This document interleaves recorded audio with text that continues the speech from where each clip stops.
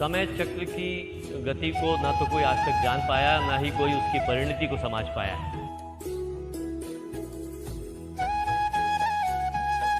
चाकू की नोक से कटती नहीं दिए कि लाओ, जिस्म के मर जाने से किरदार नहीं मरा करते।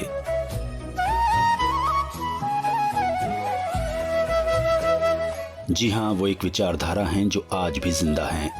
वो हमारे मनों में, हमारे दिलों में, हमारी स्मृति में आज भी जिंदा हैं। वो हृदयनगर हरदा के थे और हरदा उनके हृदय में था। वो हरदा के श्याम भैया हैं। श्याम भैया थे और श्याम भैया रहेंगे। हम स्वर्गीय श्री श्याम साकल्य की बात कर रहे हैं, जो महज एक व्यक्तित्व नहीं, अपने आप में एक पाठशाला थे, संस्था थे। किसी भी समाज की ताकत का मूल्यांकन उसकी आर्थिक दृष्टि से होता है वर्तमान परिवेश में। वो एक ईमानदार, कर्तव्यनिष्ठ, गंभीर और बेहद सरल व्यक्ति पटवारी स्वर्गीय श्री राम प्रसाद साकल्य और कर्मठ संघर्षशील महिला स्वर्गीय द्वारकाबाई साकल्य की दूसरी संतान थे, जिनका पूरा नाम था श्री राधेश्याम साकल्य। दो बहनों शकुंतला निलोसे और लीला पारे के बीच के इस भाई का जन्म हरदा के समीप स्थित ग्राम बिछौला में 29 सितंबर 1947 ईस्वी को हुआ। अपनी दादी स्वर्गीय श्रीमती त्रिवेणीबाई साकल्य की आध्यात्मिक सीख और लाड़ प्यार के बीच पले बढ़े श्याम साकल्य बचपन से शरारती तो थे ही, बुद्धिमान और परिश्रमी भी थे।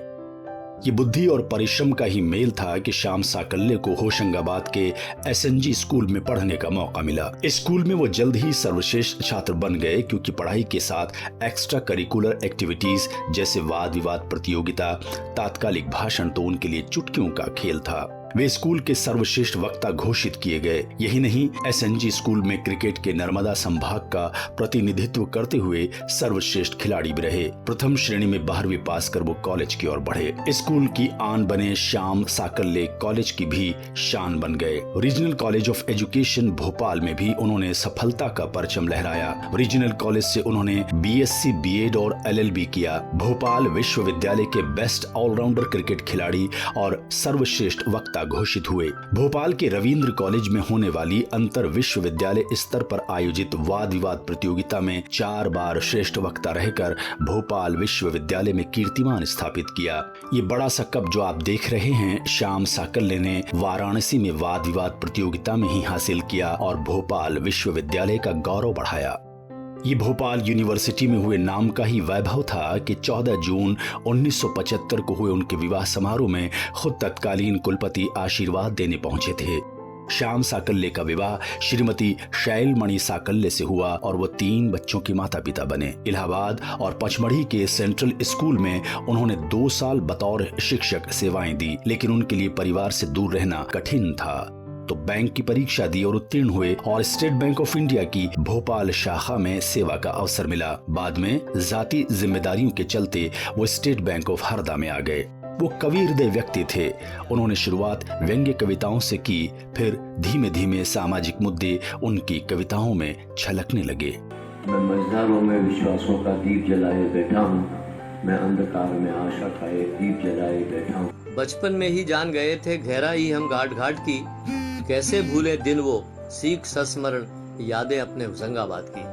उन्होंने व्यंग्यकार के रूप में पूरे भारत में काव्य पाठ किया। शरद जोशी, अशोक चक्रधर, संतोष आनंद, शैल चतुर्वेदी जैसे कई नामी गिरामी कवियों के साथ मंच शेयर करने का उनका अनुभव रहा है। इस दौरान लोकप्रिय रंग चकल्लस काव्य श्रृंखला के वो प्रतिनिधि कवियों में से एक रहे हैं। यही नहीं, अखिल भारतीय स्तर पर व्याख्यान मालाओं में उनकी ओजस्वी वाणी और विचारों का प्रभाव दिखा। स्थानीय स्तर पर तो वो हरदा के लिए समर्पित रहे, युवाओं को प्रोत्साहन देते रहे, समसामयिक गतिविधियों में संचालन किया। स्वतंत्रता दिवस और गणतंत्र दिवस पर उनके संचालन और उनकी वाणी का हरदा गवाह रहा है। सेवा से जुड़े थे, उनकी समय समय पर जो हौसला अफजाई की है वह काबिले तारीफ है। उस दौर के बड़े बड़े नेताओं, कलाकारों, नर्तकों सबसे उनका व्यक्तिगत संबंध रहा। लोग उनके कहने पर हरदा के लोगों का मनोरंजन करने तक आ गए।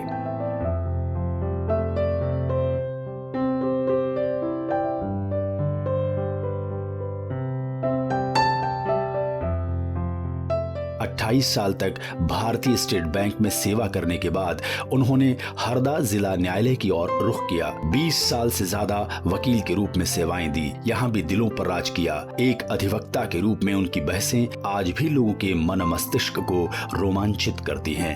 श्याम साकल्य ने शब्द की उत्पत्ति एवं विस्तार पर विशेष कार्य संपादित किया। भुआणी बोली के शब्दों की संस्कृत निष्ठ उत्पत्ति पर विशेष कार्य किया। भाषा विज्ञान की कार्यशाला पर उनका अनुभव प्रबल रहा। श्याम साकल्य के लिए जितना कहा जाए वो कम है। वो कवि, व्यंग्यकार, साहित्यकार, इतिहासकार, बैंक कर्मी, वकील, वक्ता, कुशल संचालक सब कुछ थे। व्यक्तिगत जीवन में भी एक अच्छे बेटे, पति, पिता और दादा बनकर जिम्मेदारियों का निर्वहन किया। वो अपनी लाडली पोतियों संग बच्चा भी बन जाते थे। दरअसल व्यक्ति एक, विशेषताएं अनेक कहना ही उनके व्यक्तित्व का सार होगा। खुद हरदा के उनके मित्र साथी उनके बारे में आज भी यही कहते हैं। श्याम भैया साकल्य जैसा सरस और प्रखर व्यक्तित्व बहुत कम देखने में आता है। वे जिस भी कार्यक्रम में उपस्थित होते थे, वातावरण को वे रसमय बना देते थे। उनकी उपस्थिति दूर दूर तक महसूस होती थी। उनके जैसा प्रत्युत्पन्न मति का स्वामी मुझे देखने को नहीं मिला। वे बहुत सजग व्यक्तित्व थे। श्याम भैया को एक संपूर्ण व्यक्ति के रूप में मैंने देखा। उनको पिता की भूमिका में भी देखा। उनको एक अच्छे बड़े भाई के रूप में, अच्छे साथी के रूप में, और हर व्यक्ति की चिंता करने वाले, और पूरे समय बड़ा सकारात्मक सोच रखते हुए इतिहास पे हमेशा बात करना, इतिहास में डूबे रहना, और शहर को लेके बड़े चिंतित रहते थे। श्याम भैया हमसे बड़े थे, तो जब भी वो कहीं भाषण देने जाते थे या कहीं बोलने जाते थे, तो फिर मंच पर यदि श्याम साकल्य हैं तो फिर श्याम साकल्य ही मंच पर बचते थे। सबके आकर्षण का केंद्र श्याम साकल्य ही हुआ करते थे। बहुत बढ़िया स्टूडेंट है, अच्छा वक्ता है, डिबेटर है, स्पीकर है, और अच्छा लिखता है। इस टाइप खिलाड़ी भी था। बहुत सारे उसके कमरे में ट्रॉफियां लगी रहती थी। और उसके बाद में कुछ ही समय में ही कैटापुल्टेड इनटू श्याम साकल्य, और एक नया ब्रिलियंट पर्सनालिटी में के रूप में सबके सामने आया फिर से, और जिसको हम लोग कहते हैं बहुमुखी प्रतिभा का धनी, ऐसा व्यक्ति हमारे सामने श्याम साकल्य। श्याम भाई एक बहुत ही जिंदा दिल इंसान थे। हमेशा हंसते हुए रहते थे, पॉजिटिव रहते थे, और मदद करने को दूसरों की तैयार रहते थे। और जब भी उनकी याद आती है, उनकी हुई हंसती हुई आंखें और उनका चेहरा दिखता है। सबसे बड़ी एक जो चीज़ थी वो ये थी कि वो सहोदर की तरह से लगातार साथ में खड़े रहते थे। कोई भी हो, मैं हूँ, कोई भी हो, और मेरे साथ स्पष्ट उनका बहुत अधिक ही, मैं थोड़ी मेरी परिस्थितियाँ ऐसी थी, कठिन समय था, तो उसमें वो बराबर अधिकार से खड़े रहे। एक और स्मृति, मधुर स्मृति है। मेरी एक किताब प्रिंट हुई थी, उसका मैं परिस्थितिवश कुछ करवा नहीं सकती थी, तो उन्होंने प्रथम विमोचन हरदा में और टिमरनी में करवाया था, और काव्य पाठ भी करवाया था। श्री श्याम साकल्य मेरे छोटे भाई जैसे थे।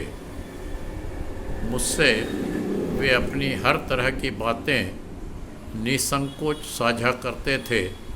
वो सलाह लेते थे, वो मानते थे। मेरे लिए एक ऐसे व्यक्ति थे जिन पर मैं पूरा विश्वास करता था। वे अच्छे वक्ता थे, वो कवि थे। 2 मार्च 2021 को 72 साल की उम्र में हरदा में उन्होंने आखिरी सांस ली, और उनकी इस विशिष्ट कहानी का अंत हो गया। अपने आखिरी समय में वो जीवन के कटु सत्य को शब्दों में पिरोकर चले गए। कहते हैं, ये दुनिया है झूले जैसी, आना जाना लगा हुआ, 4 छड़ी पर खड़ी जिंदगी, बाकी सब है धुआं धुआं।